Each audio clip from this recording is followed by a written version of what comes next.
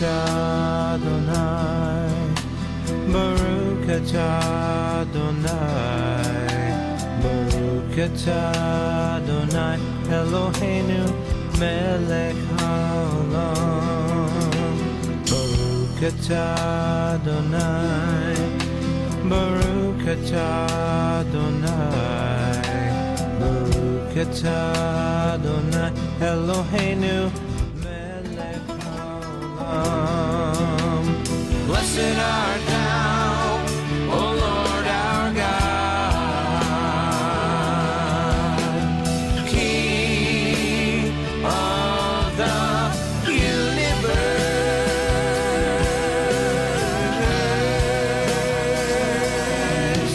So today we are talking about challah, which is more than just an expression. It is a bread and, to a lot of people, a way of life. Challah is a traditional Jewish bread that is often served on the Sabbath. What makes it kind of unique is that it is a braided bread, so it comes out with this beautiful, lumpy, braidy design. Some cultures don't braid the bread, but the majority of them do. And in addition to braiding the bread, challah often also has a lot of eggs in it, which gives it a nice yellow color.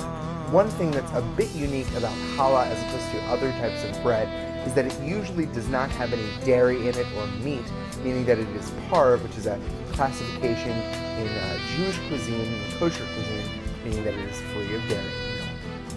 Now there are special shapes that this braided bread is kind of molded into depending on the time of year. If you're celebrating Rosh Hashanah, which is the Jewish New Year, it is traditional to curve this bread into a circle to sort of represent the never-ending circle of life. After the holiday of Passover, there is the first Shabbat, and during that they'll often bake a challah bread that is either in the form of a key or they'll put a key inside of it. This is considered a prayer to God to open up the gates of life. Today, you're going to find that challah is becoming increasingly popular, especially at brunch places that are not necessarily Jewish, but just love this nice, spongy, dense bread. So today we're going to go through the process of making some challah from scratch. It's not very hard, but it takes some patience. Baruch atah Adonai, Baruch atah Adonai, Eloheinu melech haolam.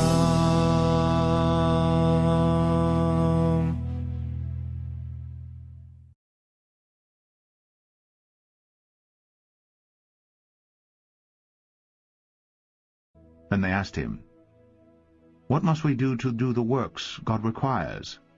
Jesus answered, "The work of God is this, to believe in the one he has sent." So they asked him, "What miraculous sign then will you give that we may see it and believe you? What will you do? Our forefathers ate the manna in the desert, as it is written, He gave them bread from heaven to eat." Jesus said to them, "I tell you the truth. It is not Moses who has given you the bread from heaven, but it is my Father who gives you the true bread from heaven. For the bread of God is he who comes down from heaven and gives life to the world."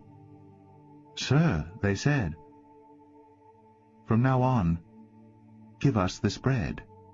Then Jesus declared, "I am the bread of life. He who comes to me will never go hungry, and he who believes in me will never be thirsty. But as I told you, you have seen me, and still you do not believe.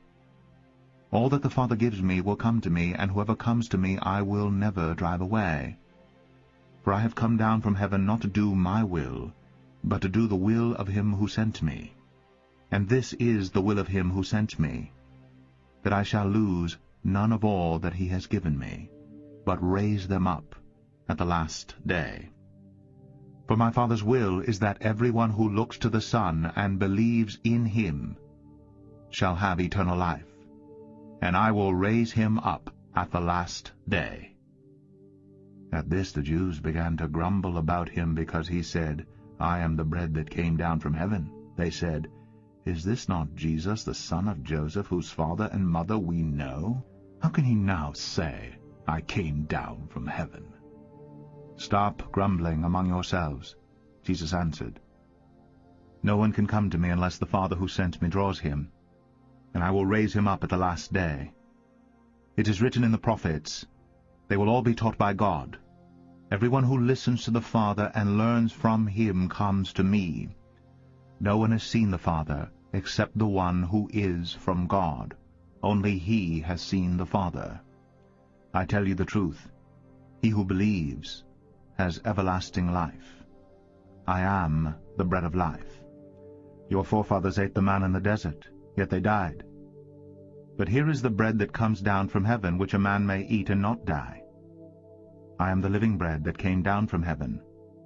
If anyone eats of this bread, he will live forever. This bread is my flesh, which I will give for the life of the world. Then the Jews began to argue sharply among themselves, how can this man give us his flesh to eat? Jesus said to them, I tell you the truth. Unless you eat the flesh of the Son of Man and drink his blood, you have no life in you. Whoever eats my flesh and drinks my blood has eternal life, and I will raise him up at the last day. For my flesh is real food, and my blood is real drink. Whoever eats my flesh and drinks my blood remains in me, and I in him. Just as the living Father sent me, and I live because of the Father, so the one who feeds on me will live because of me.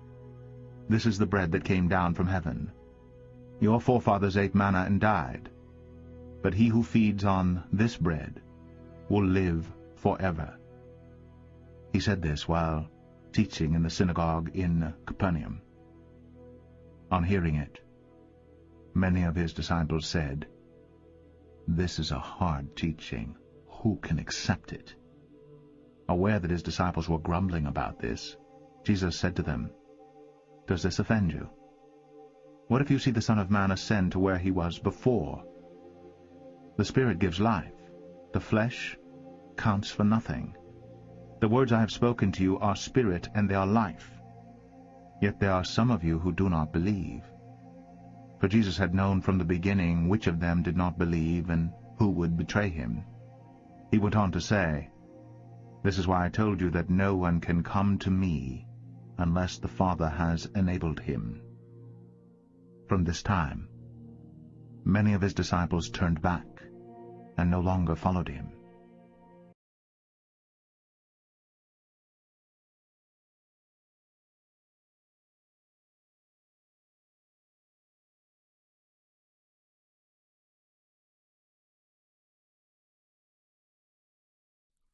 Genesis 40. And it came to pass, after these things, that the butler of the king of Egypt and his baker had offended their lord the king of Egypt. And Pharaoh was wroth against two of his officers, against the chief of the butlers and against the chief of the bakers. And he put them in ward in the house of the captain of the guard into the prison, the place where Joseph was bound. And the captain of the guard charged Joseph with them, and he served them. And they continued a season in ward. And they dreamed a dream, both of them, each man his dream in one night, each man according to the interpretation of his dream, the butler and the baker of the king of Egypt, which were bound in the prison. And Joseph came in unto them in the morning, and looked upon them, and behold, they were sad. And he asked Pharaoh's officers that were with him in the ward of his lord's house, saying, Wherefore look ye so sadly today? And they said unto him, We have dreamed a dream, and there is no interpreter of it. And Joseph said unto them, Do not interpretations belong to God? Tell me them, I pray you. And the chief butler told his dream to Joseph, and said to him, In my dream, behold, a vine was before me. And in the vine were 3 branches, and it was as though it budded, and her blossoms shot forth, and the clusters thereof brought forth ripe grapes. And Pharaoh's cup was in my hand, and I took the grapes, and pressed them into Pharaoh's cup, and I gave the cup into Pharaoh's hand. And Joseph said unto him, This is the interpretation of it. The 3 branches are 3 days. Yet within 3 days shall Pharaoh lift up thine head, and restore thee unto thy place. and thou shalt deliver Pharaoh's cup into his hand, after the former manner when thou wast his butler. But think on me when it shall be well with thee, and show kindness, I pray thee, unto me, and make mention of me unto Pharaoh, and bring me out of this house. For indeed I was stolen away out of the land of the Hebrews, and here also have I done nothing that they should put me into the dungeon. When the chief baker saw that the interpretation was good, he said unto Joseph, I also was in my dream, and behold, I had 3 white baskets on my head, and in the uppermost basket there was of all manner of baked meats for Pharaoh, and the birds did eat them out of the basket upon my head. And Joseph answered and said, This is the interpretation thereof. The 3 baskets are 3 days, yet within 3 days shall Pharaoh lift up thy head from off thee, and shall hang thee on a tree, and the birds shall eat thy flesh from off thee. And it came to pass, the 3rd day, which was Pharaoh's birthday, that he made a feast unto all his servants, and he lifted up the head of the chief butler and of the chief baker among his servants. And he restored the chief butler unto his butlership again, and he gave the cup into Pharaoh's hand.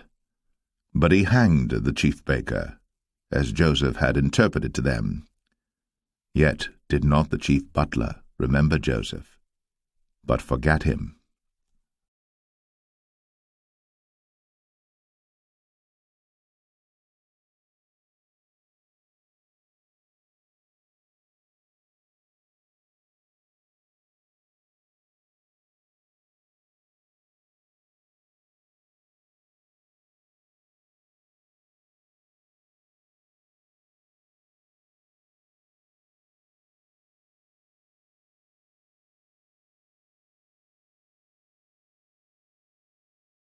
Often bake a challah bread that is either in the form of a key or they'll put a key inside of it. This is considered a prayer to God to open up the gates of livelihood. Today, you're going to find that challah is becoming increasingly popular, especially at brunch places that are not necessarily Jewish, but just love this nice, spongy, dense bread. So today we're going to go through the process of making some challah from scratch. It's not very hard, but it takes some patience.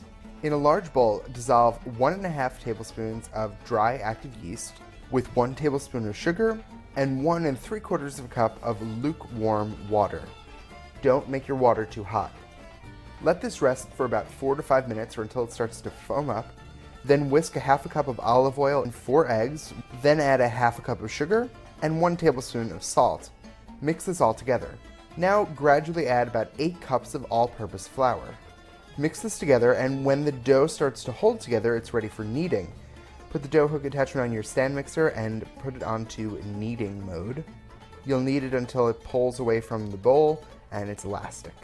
Now turn the dough out onto a floured surface and knead it some more until it's nice and smooth and elasticy.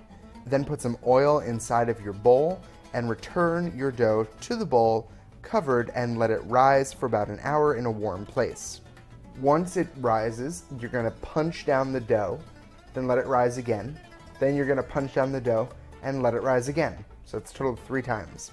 You're going to let it rise for about 1 hour between each beating session. Now cut the dough in half and then cut each half into 6 pieces, which you're going to roll into 6 balls. And then from 6 balls, you'll roll into 6 strands that are each about 12 inches long. Place the 6 pieces of dough in a row, parallel to one another, and pinch them all together at the top. Now comes the complicated braiding portion of the show. Move the outside right strand over 2 strands, then take the second strand from the left and move it to the far right. Take the outside left strand and move it over 2, then the second strand from the right over to the far left.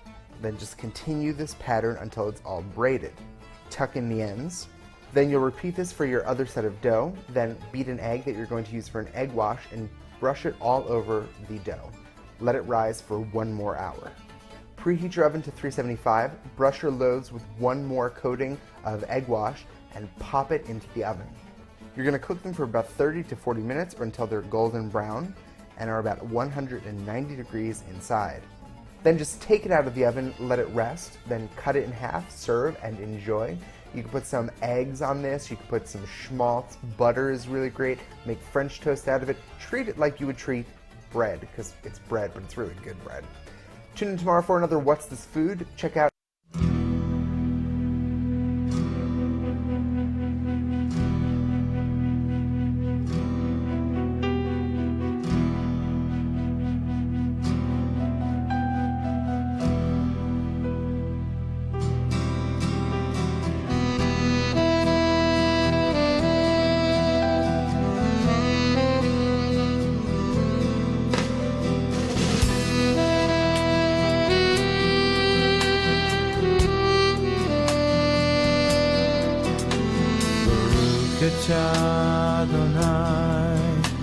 Baruch atah Adonai, Baruch atah Adonai, Eloheinu melech haolam.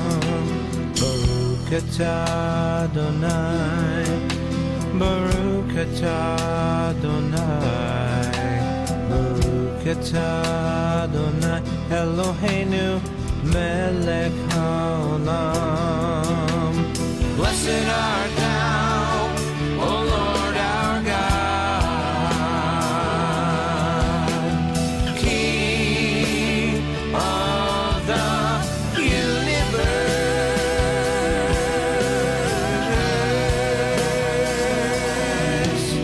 Baruch atah Adonai, Baruch atah Adonai, Baruch atah Adonai, Eloheinu melech haolam.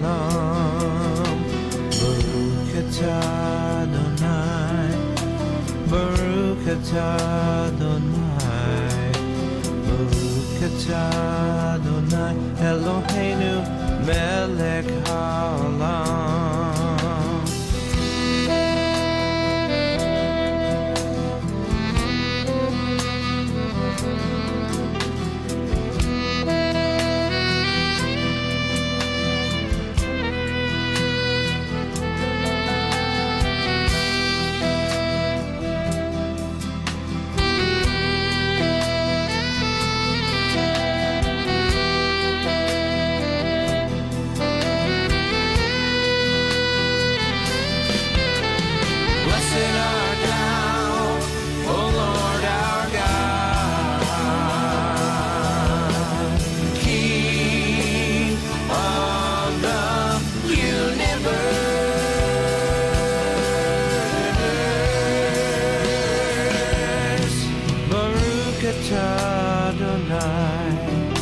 Baruch atah Adonai, Baruch atah Adonai, Eloheinu melech haolam.